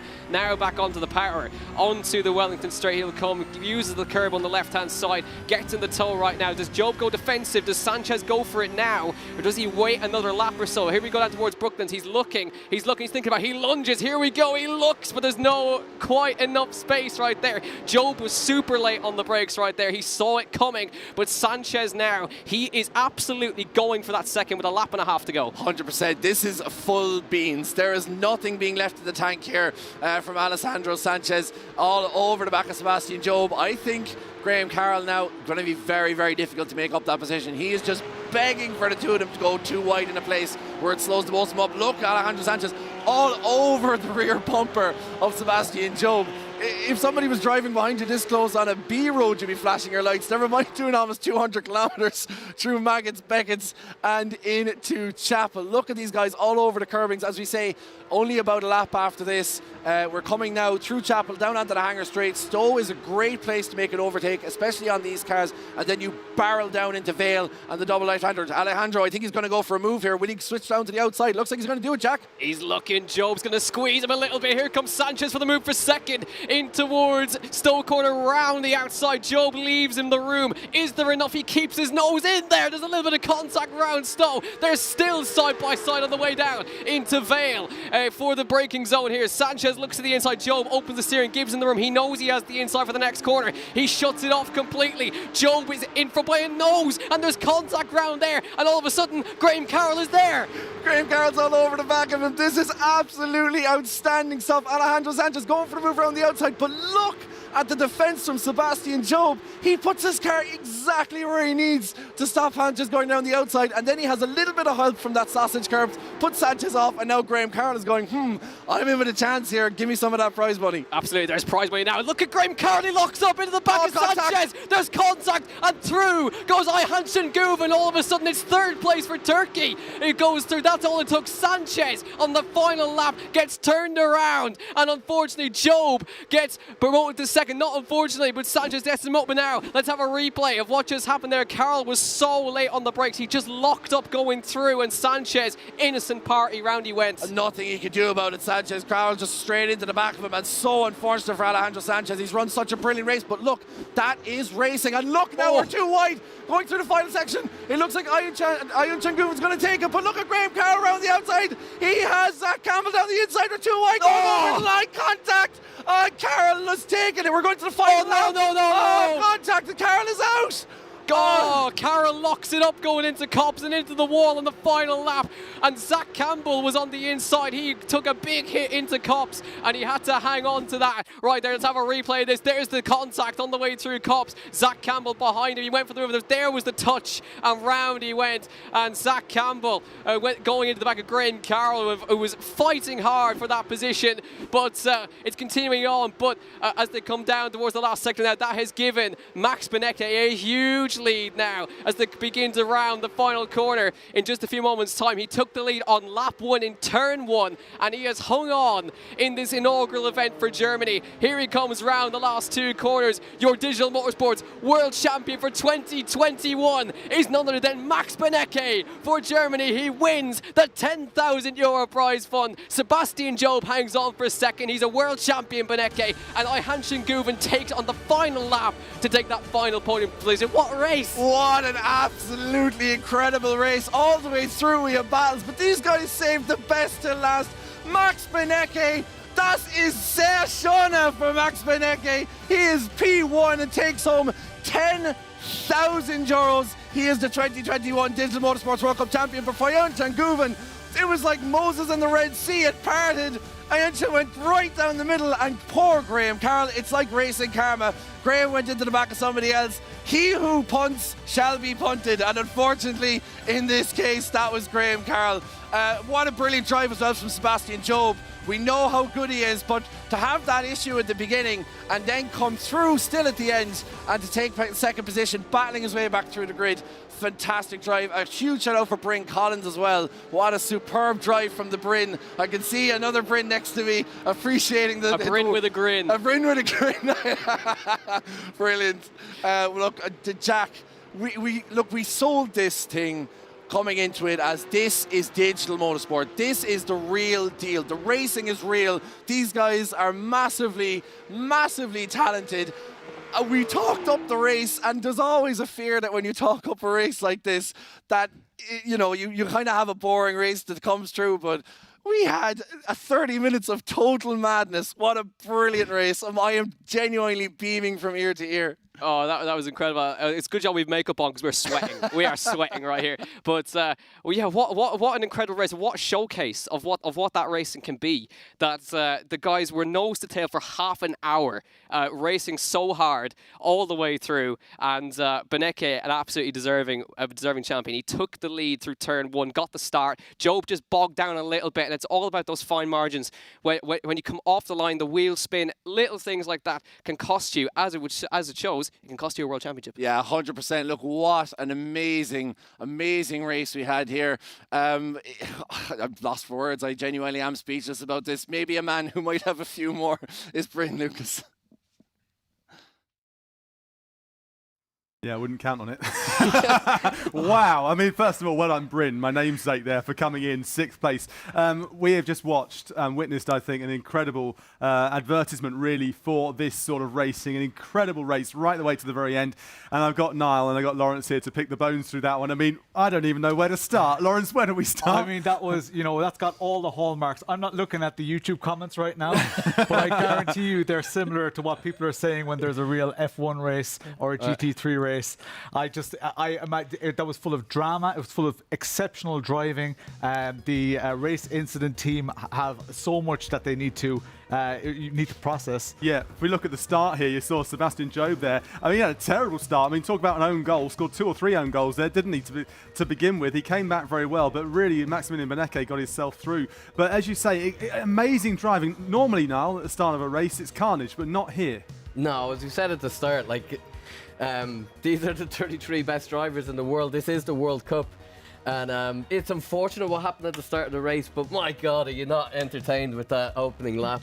Actually, the whole race. You have to Sebastian Job, he could have easily just completely backed off. He was kind of out of the running and he was against the best in the world. To drive like that and get back to P2 was sensational. It was a story in his own right. Lots of unfortunate incidents on the track there, but there's so much at stake. It's what happens in real racing. It is exactly what happens in real racing, and you get to see just how close they are. I mean, the angles are incredible as well. I mean, you have to pinch yourself sometimes when you look at it thinking, hang on, this isn't actual physical cars out on track, but they are so phenomenal the way they look. But the racing was so close, and we saw all the way through just how close it was. I mean, you saw there Tatler from Finland going around, and he just got punted off at the very end, didn't he? And he couldn't make it back from what he was doing, but he was fighting really hard with Benecke all the way, keeping him honest, as we say in the trade. Yeah, the margins are just so fine when you're doing this, because of course they've done nearly 1,000 qualifying laps. This is their first time on track racing like this as a group. And when you're against the best, you need to take absolutely every opportunity you possibly can. That's so unfortunate for Pinto there. Yeah. We saw it as well with Sanchez, just super unfortunate. Yeah, it was Tatler that went into the back of him, and because of that slowed himself down, and he then dropped a little bit down the order, didn't he, and couldn't really recover. Sanchez, though, let's talk about Sanchez, because Alejandro Sanchez was looking so solid for third, maybe even second. He was right on the back of Sebastian Job all the way through until the very, very end, when unfortunately for him, nothing he could do. It wasn't his fault. And that's why we have race control, Bryn, and that's what differentiates this from gaming, as we were saying before. Now we've got the race stewards who are in Nürburgring, so they're remote in Germany, and they'll be looking at that incident. And of course, the drivers have a chance to send in an appeal. Actually, it's very quick. It's 3 minutes, and that's another great thing about digital motorsports, is these decisions are made very quick. As we see the battling here. They were fighting like. It was leaving each other space, I would say, but I'll let race control make their decisions on that. But so unfortunate for Sanchez in the end, that he raced so hard and so well. What sort of penalties will race control dish out? Well, everything up to a disqualification, I guess, more time penalties. But I'll leave that for race control, because what we found, especially as we look at it, it's so unfortunate with Graham as well, just locking up the front. But it is a real sport, and we have to respect that these drivers have, put so much time, as we were saying, up to 1,000 laps, and to get spun out or to have an accident, it takes them a while to just kind of settle back down. But we don't let it dwell too long. As we say, our ethos in digital motorsport is we want the racing to be fast, fun and fair. So, but this gentleman here, there's no taking away from what Max has done, Maximilian, and that just shows why he's ranked top in the world, and he now is the Digital Motorsports World Champion. So well done to Max as well. He gave it a little wiggle over the line, a bit of a flourish. Lawrence, you had your finger there. You were trying to say something. So those two incidents that we saw just on the VT there was the issue with the first one with Sebastian Job. They were both in a braking zone, and there was a slight amount of contact. Now, when you put on that brake pedal, your brakes are trying to stop your wheels dead. They don't care about slowing you down or whatever. Their job is to make them just go as slow as possible. As soon as you get a little bit of contact, even from the side, you break traction, and those brakes lock up. Recovering from a lockup is extremely difficult, and that's what we saw with Graham Carroll. He was pushing so hard because it was P2 on the line. P3 on the line, and they're the things that make or break a champion. And you know, did he have to go for it? That's all debatable. But on track in that moment, it seems like the right thing to do. He locked up slightly. Once you lock up, you're a bit of a passenger. He caught the back of Sanchez. Very unfortunate. There's nothing you can do. There's nothing you can do out on track when you lock up, as we know. Now, just to give you an update, Race Control are looking at a couple of different protests. They have been lodged, as you say, so they're going to be looking at those, unsurprisingly so, I think, at this stage as well. So we can't bring you the exact result at this second. We'll bring it to you as soon as we can. But, Niall, you as the godfather, should we call, of this one here. You got the hair for it. No. What do you think about what you've witnessed? Well, I'm not surprised, first of all. I think when you get this quality of grid and you get these drivers racing in these cars, as we said, on Silverstone, it's a great track and it's rewarded us with a great race. Genuinely, it always disappoints me when you see incidents, but from, as Lawrence was saying, with the evolution of sim racing here, what we've seen is as we actually get confirmation of the results in, the winner is, of course, Beneke. But look, for me, the driver was Sebastian Job, perhaps, coming through the field like that. So unfortunate at the start of the race that we didn't get a real battle with Maximilian up front. I think it was 4 seconds at the end. But I'm just super proud to have this sprint. And I think to have this quality of race and to have that display, I think... It showed the importance of a good start, because as we saw, Job immediately got involved at the start. Beneke, he pulled ahead a little bit. Once he was ahead, once he had close to a second gap, even on that first lap they were on cold tyres, he's back in that mode that he's been in for the past 2 weeks. So he's just doing lap, lap, lap. The race is too short to meet any traffic, so he's out there on his own as far as he's concerned. And that was his mental advantage, whereas Sebastian had so much work to do, and so did all the others, because they were bunched up into an incredible pack, which made for amazing racing. Yeah, it really did. So close. You can see the results just there going down to 22nd, and we'll continue down the order to 33. 33 cars out on a track. 33 GT3s, Porsche 911 GT3s. I mean, that would be a phenomenal thing if only it would happen in reality, right? On a physical track, you're kind of limited to around 25, 30 of them, but it's a brilliant, brilliant sight virtually, and I think it's a great, like I said, a great advertisement for this sort of racing. And we've just witnessed, I mean, from my point of view watching this, a brilliant race, just a standalone race, a brilliant race. Forget the fact that it's the first ever Digital Motorsports World Cup. Yeah. I think it's so important for people to know as well that this is really happening right now. This is live, this is unedited. So the things that happen out on track, we can't restart. No. We can't tell them, oh, just do that again, but do it differently. We'll get it into VT and we'll sew it in there and we'll change the results. We can't do any of that. This is real racing, just like what we watch on TV. So again, back to what we said at the start of the program, the racing, it can't get more real. I mean, my heart is still going, the race is over. I know the results. But there's still so much. Can you imagine how Sanchez feels right now? Well, Kevin looked like he was crying when we came back to him. The commentator, he was so excited. He's all bloodshot and things. I'm not sure if he's recovered. I can see him in my eye line. He's still grinning like a Cheshire cat. So he's a very happy man. We will come to the drivers in just a few moments and get their thoughts, the third, second and first, because what an event it has been. What a race it has been. Niall, I mean, we've touched on it already, really, about how it lived up to the expectation. But Silverstone, Porsche 911 GT3, good choices, I think. Thank you. It's now, it's onwards and upwards, as we say. So we'll have to think about where we go next. And of course, with the infrastructure we have, and the studios, and with the backing of the ESE group and all of our partners and everything, I think everyone will agree this was just an amazing event, and it's brought sim racing and digital motorsports up to the same level as we've seen with CSGO and Fortnite now, and some of the big Valorant type of esports leagues. So we're there, and this is it. We've arrived. So are you not entertained? This is it. It makes a good speech, that, doesn't it?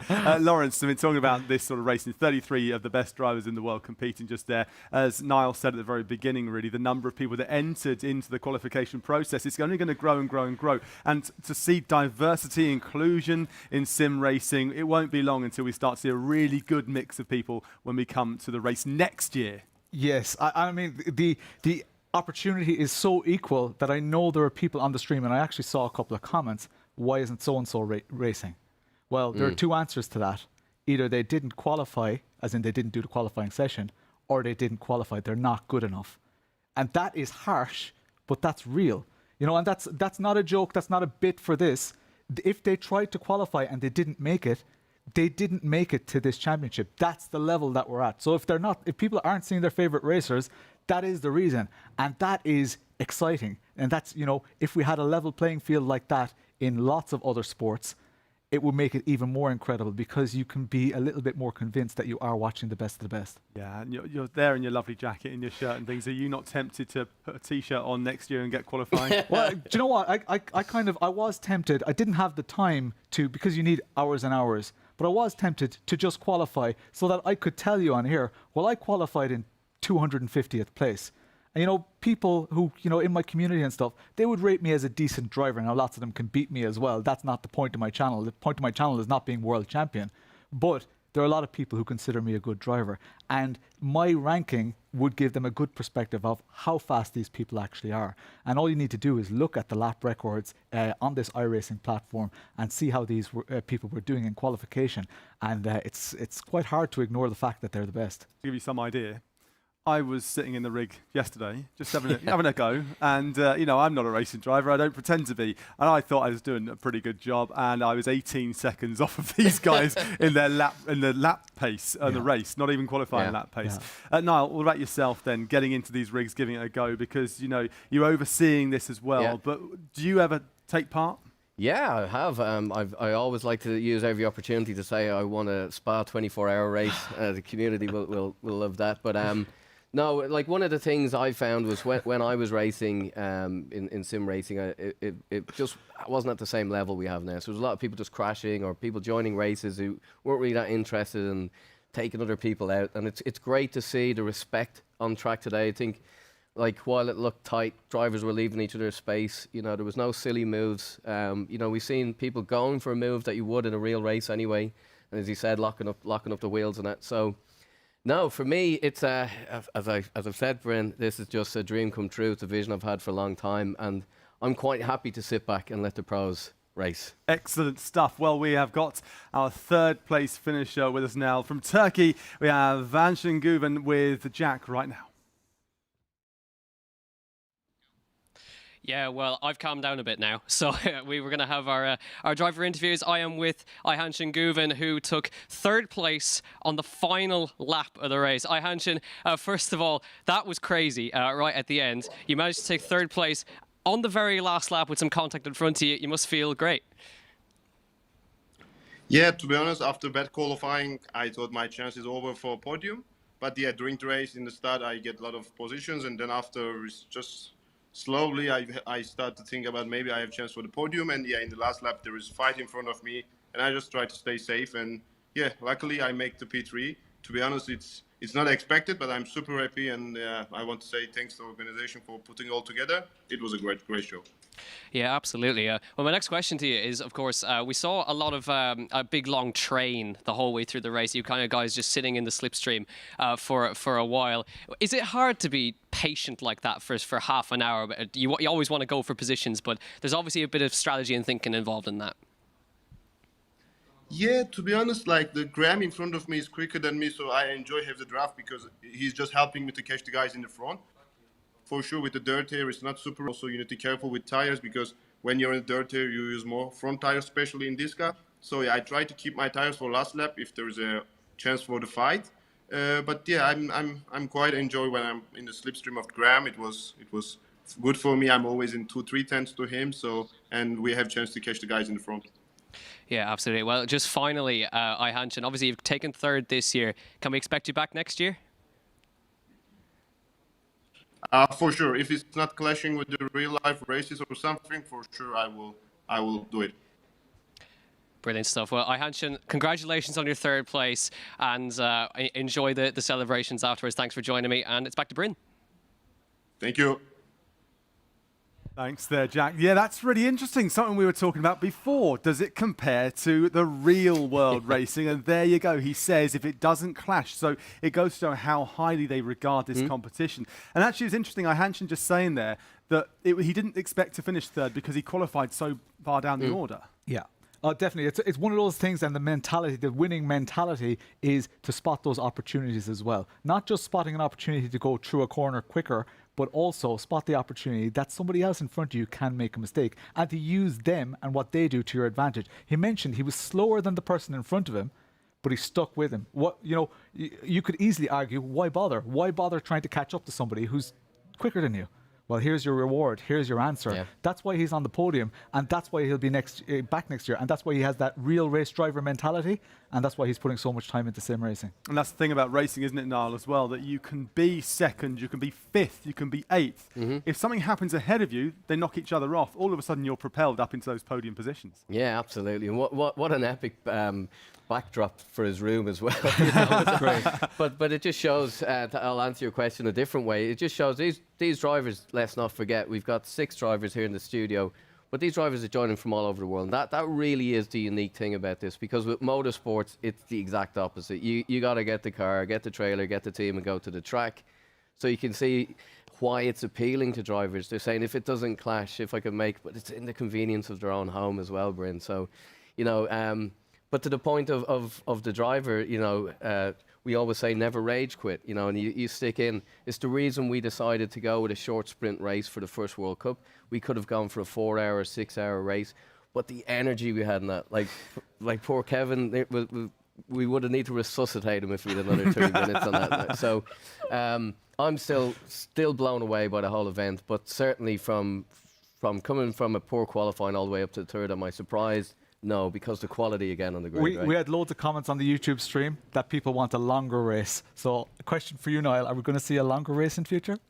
Well, well, I'll tell you what, I'm going to give you a bit of time to think about that one, Niall, because we have got our second place finisher, Sebastian Job. He's there with Kevin. The paramedics are on standby, but I should be okay to talk to Sebastian Job. Sebastian, €5,000 you're after picking up in your back pocket. You probably thought after T1 that you weren't going to get anything. Yeah, I don't know if I should be happy or disappointed, if I'm honest. So, yeah, it's a bit of a mixed bag. I'm pretty happy overall, though. I didn't expect to be fighting at the front and have such good pace. So, yeah, it could have gone a lot worse, especially after turn 1. A little bit of netcode just caused the car to have a huge lockup, and it's one of those cars where when you lock up, it's going to be a while until you stop locking up. So yeah, just a bit fortunate with people in front having their incidents, and just was there to pick up the pieces. And that's the thing, like we were talking about it on commentary as well. You're a very experienced guy, both on sims and in track, and I suppose we just knew that you'd have that patience. That was kind of must have been your mindset, just get back into that train, get back on pace, and then when you saw the carnage in front of you, you just thought, it's opening up for me now. Yeah, exactly. It took me a few laps to kind of get into the rhythm. Like there was good, I think it was Sanchez was pulling away from me at the start, and he had the stronger draft of the people in front, and I couldn't quite get close enough to get that strong draft. So it was a bit frustrating. I was having to wait for them to fight before I could really start to close in. And then, yeah, it was just a patience game. But to be honest, I wasn't feeling very patient when I was driving. But yeah, luckily it came towards me in the end. But yeah, it was good fun. I enjoyed that a lot. It's just bit of a shame that I couldn't have a battle with Max, because I think we would have been very evenly matched. Once I got past Tartala, we were trading lap times every lap, so yeah, quite enjoyed that. Yeah, I was just going to say, because look, obviously this is the first Digital Motorsports World Cup. You've been involved in our events before. Look, you know how it's all set up, but it's great to see that, look, we have the huge production studio. There's massive work put in, but the standard of driving in these series is just through the roof. Yeah, exactly. It's kind of like a world championship level event, really. Especially when we've got all this, like the stage and everything. It looks awesome. It's a shame couldn't be there in person, but maybe in the future. But yeah, the level of driving is insane. Like you just look at how close everyone was in qualifying, and you've got one lap to do it. It's pretty insane. And in the race, I felt like I was driving great, and I was like gaining half a tenth at most. So it's frustrating in that way, but at the same time, it's awesome to be against the best of the best, really. Well, I could tell you, as the lad said, I was beaming like a Cheshire cat towards the end of it. Congratulations, Sebastian Job, second place in the Digital Motorsports World Cup. What a brilliant drive, and looking forward to having you next year. Thank you very much. I'm looking forward to being back. We'll have to wait and see. Will he qualify? That's the big question, you know. The quality is so good. Great to hear there from Sebastian. Now, Lawrence, maybe you can set us straight on this. What's this net code he's talking about? So occasionally, one of the things that we have to contend with in sim racing is that people are all across the world.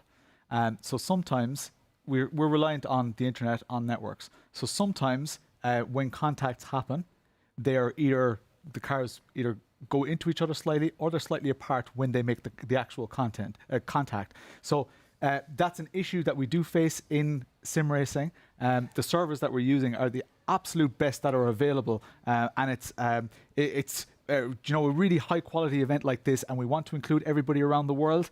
That is one of the things that for now we have to contend with, but it's a slight issue. But actually thinking about it, with physical cars on track, you do get anomalies with a bit of kit that suddenly malfunctions and they can do a control-alt-delete and get the car going again. So it's the same kind of issue. So we have so many things that counterweight. Fuel pumps don't fail, tires don't explode randomly, stuff like that. We don't have that in simulators, or at least we don't have it enabled in the simulators that can do it. So it goes both ways. Yeah, now Sebastian Job just saying there, he qualified first, probably expecting to go into that first turn, leading the way and never look back. But he fought back. He fell quite a long way down the order and he fought back to second. Put into context how good a drive that was. And in the context of as he was saying, with the grid and with the drivers that was out there to come through that field, and as he was saying, he's only gaining like 10 tenths or something in 2 laps. So yeah, as we said, it's real racing. He had to sit patiently. He was trying to get into the draft. I'm sure if the netcode incident hadn't been there, but that's part of racing. We would have seen, as he said, a much better race up front. But at the end of the day, to come back through the field and finish in second place is just an unbelievable drive. A brilliant, brilliant drive. And you say about fighting at the top end, well, we have got the first ever winner of the Digital Motorsports World Cup with Anna right now. Down to you, Anna. Yes, thank you, Bryn. Thank you so much. So this is our winner, Max Benecke. Hello. Hi, Big thank you very much. congrats, big congratulations. You just become the very first world champion, Digital Motorsports World Champion. How do you feel? Well, obviously great. Everything worked out easily today with the start at least, and then afterwards was just an unfortunate netcode there with Sebastian. I'm pretty sure it would have been a hard-fought race without that, with the top 4 or 5 being within a second or so, because the slipstream is so huge. So sorry again for that. I think we're using a US server farm, and that's why 2 Europeans come together and it doesn't work out. Yeah. Worked out for me, luckily. So from there on, just could manage a pace. Was very lucky that they were fighting behind me. But overall, very happy to be here and to be the first winner of the World Cup. Really, really amazing. I was blown away. And I have a question regarding, because were you aware what was happening behind you? Or were you just focused so much because you were first, you were leading most of the time? So You have a couple of straights where you can watch the relative and see what the guys behind are doing. So I saw that there was an incident with Diogo, I think, and he spun around, and then I saw that Sebastian was coming through because there was like a 2 or 3 wide going on behind. I kind of saw that in the relative, but obviously I tried to focus on my race and try to pull away a bit more. But with a 2-second gap, there's just no way you're gonna lose that again. So you just have to concentrate and make sure that you still put in good lap times. And what was the hardest part of the race for you? Was it like any? For me, always the hardest part is quali, because in a 30-minute sprint race, there's nothing you can do when you start P10, P15 or something. So you need to be in the front rows. Best would be top 2 rows. So that luckily worked out. My lap was not ideal, but still good enough for P2. And then from there on, I was just hoping for a good start. That luckily worked out. And then afterwards, with a big gap, there's just not much, which is hard anymore. Did you have any kind of strategy for this race? Well, you practice, you know what your tires are doing. You try to keep them alive as much as possible because usually without the net code and without the fighting behind, there would be a lot of battles going on because the slipstream is so huge in that car. So most of the strategy is about defending and trying to gain the position back. So luckily I didn't have to do that today. So in the end, there was no real strategy, just full send and try to put in the best lap times possible. Max, you were really, really amazing. Once again, big congratulations. Really, it was a great race. Thank you. And you are becoming, actually, right now, finally, the very first Digital Motorsports World Champion. Congratulations. And this beautiful trophy, Thanks a lot. it's yours. Thank you very much. Listen, I'm going to make sure that this beautiful trophy is going to get to you, okay? I hope so. Thank you. And I think you're gonna celebrate today, I'm sure. Okay, thank you so much once again. Congratulations. And right now, we have two special guests who will join me right now on the stage. CFO of G2A, Katarzyna Kornasiewicz, and the head of Digital Motorsports at Polish ASN, Sebastian Urbaniak. Please join me here on the stage, and the stage is yours. Thank you, Anna. It's a great pleasure to be here today. We've seen some very intense, exciting and precise racing during the first ever Digital Motorsports World Cup. 33 of the best drivers from all over the world competed on Silverstone circuit, driving a real cult classic, Porsche 911 GT3 Cup. We at G2A are very proud to be a part of this live event and honor the best racing champions. Being the biggest marketplace for gamers and geeks, we've teamed up with Digital Motorsports to present their top-tier sim racing equipment to our 25 million users of G2A.com. Huge congratulations to the first winner of the first Digital Motorsports World Cup, Max Beneke. And now, on behalf of Digital Motorsports and G2A, and in celebration of 100 years of the Polish motorsport, I would like to present this World Cup trophy to Mr. Sebastian Urbaniak, head of Digital Motorsport at the Polish ASN, who will make sure that this beautiful trophy reaches the champion. Once again, thank you very much for giving us a chance to be a part of this event. Thank you, Katarzyna. And now Sebastian. Thank you all for this great event, so congratulations whole crew. And I'm very proud to be here to watch this event, and congratulations Max, and also great thing to our players, sorry, not players, the real drivers, because they're real drivers, they're doing their job. Thank you all. Thank you so much, guys. Thank you for being here with us today. Thank you.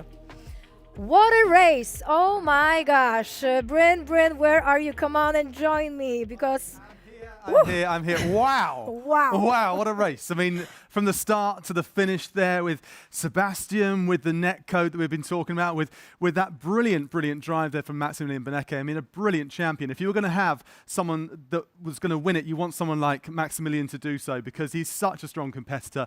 He drove so brilliantly. And I think for the first ever time, the first ever event for the Digital Motorsports World Cup, we have absolutely blown it out the water. What did you think? I absolutely love it. The tension here in the studio was crazy. We're watching on the screens and everyone's like, oh my God, like who's gonna win? But when Max was going so head to head close to Sebastian, that was like the most of the ending of the race was crazy. Like, I don't even know how they can drive it so fast. No, I mean, I tried and I am useless. So, I've tried too. Yeah, but you were marginally better. No, you were better. That's true. That's true. But it's okay. I practiced a bit longer. It's all good. Now, we'd like to say a huge thank you to so many people that have been a part of this entire event, really. There's such a big crew here at the studios here in Warsaw in Poland. And, so many people put this show together. We can't say thank you to them all, but a huge thank you to all the crew. A big thank you to Jack and to Kevin, who, I mean, how Kevin got to the end of that race, I absolutely don't know. loved it. He looked like tears streaming down his face. Also, a huge thank you to Lawrence and to Niall. But I think most importantly, thank you very much to you for watching. Yes, and also we want to thank our sponsors, G2A, Corsair, Fanatec, Cube Controls, Neosurf, Qubic System and partner, ESE, Frenzy and ESTV. Thank you so much. Yeah, we really hope you enjoyed the coverage of the first ever Digital Motorsports World Cup. And I think it's fair to say we hope that you'll join us again next year. And even more females drivers, of course, right? Of course. Yeah. So I think, unfortunately, all the good things has to come to an end. So this is the end. Yeah, should we say goodbye then? Yes, goodbye. I'm Anna Luciska. Yeah, and I'm Bryn Lucas. Thank you very much. We'll see you next time. Next time. Well done, well done, well done, well done.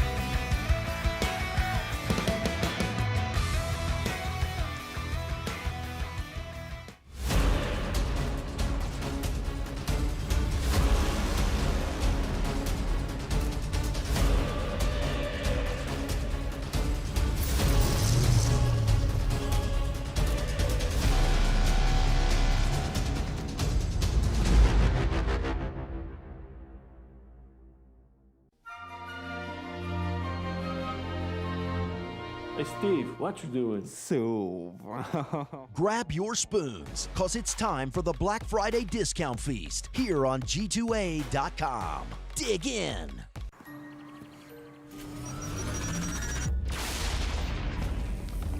You lose when you overpay. Stop.